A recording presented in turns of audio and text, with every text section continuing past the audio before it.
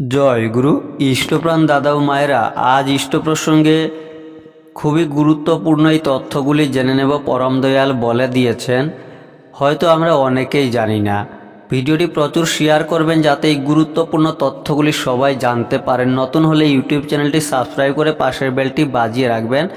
এবারে বিস্তারিত প্রশ্ন, খাওয়ার সময় সম্বন্ধে আপনার কি মত?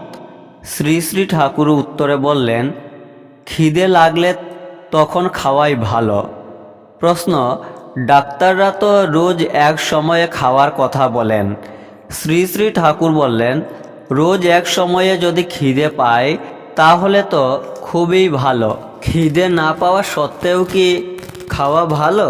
কোনো কোনো সময় অবস্থা বুঝে এক আধবেলা লঙ্ঘন দিলে বা খুব হালকা খেলে তাতে খিদে চাঙ্গা হয়ে ওঠে।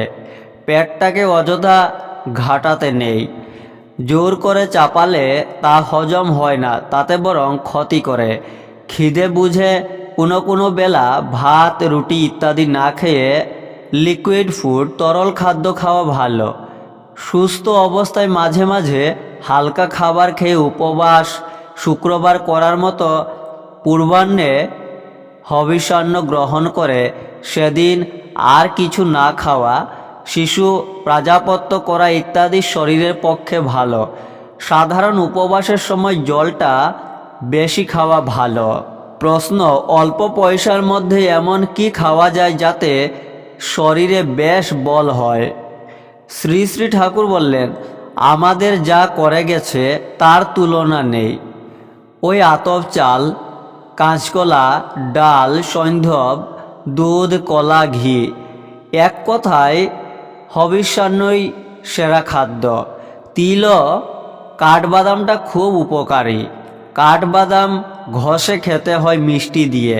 কাঠবাদাম ও দুধ এই দুটি জিনিসে নাকি প্রচুর দ্রবণীয় প্রোটিন পাওয়া যায়।